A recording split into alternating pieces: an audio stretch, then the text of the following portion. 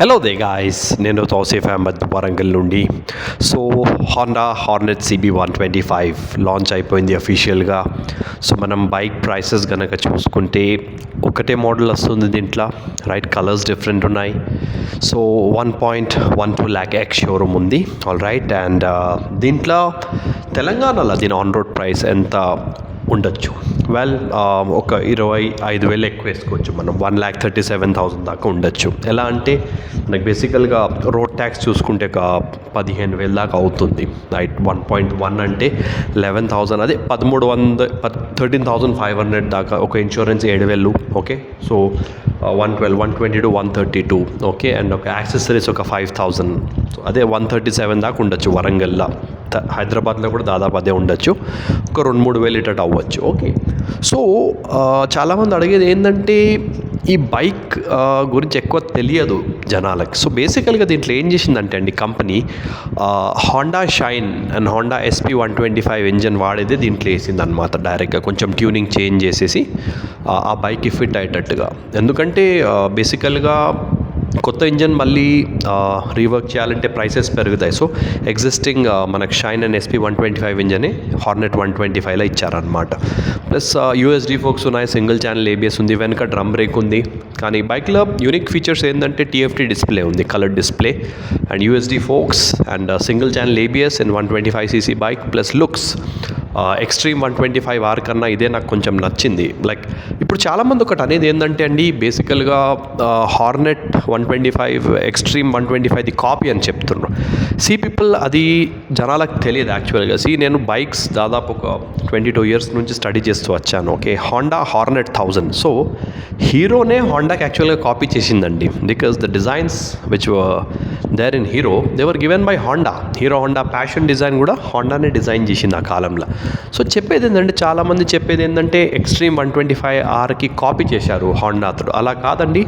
The Honda Hornet 125 is reminiscent and of like it's very similar to the Hornet 750 and Hornet 1000 అనమాట, okay. So ఇప్పుడు హీరోలో Hornet ఏం bike లేదు 1000cc. హీరోలో the end is at 250cc, right? So Honda మీరు Hornet 750 చూడండి, దీనికంటే పాత బండ్లు అవి. ఎక్స్ట్రీమ్ 125R మొన్న వచ్చింది. సో చెప్పేది ఏంటంటే Honda has its own unique design అండి, ఇట్ నెవర్ కాపీస్ అలా అనమాట, ఓకే. సో బైక్ ఇంజన్ మనం చూసుకుంటే it's like 125cc which is used in shine and SP125. 125 షైన్లో కూడా యూజ్ అవుతుంది. 11 bhp ఉంది, ఓకే. ప్లస్ ఏంటంటే బైక్లో మనకి 166 mm గ్రౌండ్ క్లియరెన్స్ ఉంది, and 790 mm seat height, and weight is 124 kg రఫ్లీ.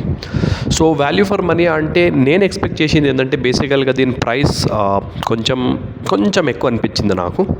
1.12 నేను ఎక్స్పెక్ట్ చేయలేదు. నేనేమనుకున్నా అంటే 1,02,000 1,03,000 ఉంటుంది అనుకున్నా. వాళ్ళు ఇంట్రొడక్టరీ ప్రైస్ అని పెట్టారు. ఇది వచ్చే రోడ్లలో ఇంకా ఇంక్రీజ్ చేయొచ్చు అని చెప్తున్నారు. సో 1,40,000 దాకా అవ్వచ్చు ఈ vehicle on road. So is it really worth buying it for 1,40,000? ఆనెస్ట్గా చెప్పాలంటే అండి అంత వర్త్ ఏం లేదు. Because you can get the other motor cycles, all right. ఎందుకంటే 125ccలో సరే మీకు ఫీచర్స్ అనేవి వస్తున్నాయి, హోండాస్ రిలయబిలిటీ వస్తుంది. కానీ ఏంటంటే 1.37 ఇస్ గుడ్, 1.35 దాకా ఇట్స్ గుడ్. 1,40,000 బ్రాకెట్లో ఎంటర్ అయితే కొంచెం ఎక్స్పెన్సివ్ అనుకోవచ్చు మనం, ఆల్ రైట్. అండ్ ఏమైనా క్వశ్చన్స్ ఉంటే అడగండి, ఆల్ రైట్. బైక్ మైలేజ్ ఇప్పుడు చాలామంది అడగచ్చు, ఏం మైలేజ్ ఉంటుంది బైక్? రఫ్లీ 53-54 సిటీలో వస్తుంది, అది హైవేలో 60-62 దాకా వస్తుంది, ఓకే. ఎందుకంటే పెద్ద టైర్ ఉంది వెనక, లైక్ నాకు తెలిసినంత వరకు 110 mm టైర్ ఉంది వెనకాల. సో బైక్ వెయిట్ కూడా కొంచెం ఎక్కువ ఉండేసరికి Honda, okay, it has made it lighter అనమాట. కానీ చెప్పేది ఏంటంటే బైక్ లుక్స్లో బాగుంది, పవర్ డీసెంట్ ఉంటుంది, మరీ అంత ఉండదు. ABS is a useful feature. And 2026 నుంచి ప్రతి 2-wheelerకి ABS రాబోతుంది. చాలా డీలర్స్కి తెలియకపోవచ్చు, కానీ transport ministry has decided, okay, it has made it compulsory అనమాట, ఓకే. సో ఎప్పుడైతే మీరు నెక్స్ట్ ఇయర్ 2-wheeler కొనబోతారో యాక్టివాకి కూడా ABS వచ్చే ఛాన్సెస్ ఉన్నాయి, ఆల్ రైట్. సో ఏమైనా క్వశ్చన్స్ ఉంటే అడగండి, ఓకే. హార్నెట్ గురించి కొనొద్దా? నాకు తెలిసినంతవరకు కొనొచ్చండి. బికాస్ 1,35,000 ఇప్పుడు వేరే బైక్స్ కూడా అంతే ఉన్నాయి, 1,29,000-28,000 125cc ABS. సో కొనొచ్చు. It's a very stylish bike అనమాట, all right. So that's it for today, okay. Goodbye, take care and ride safe.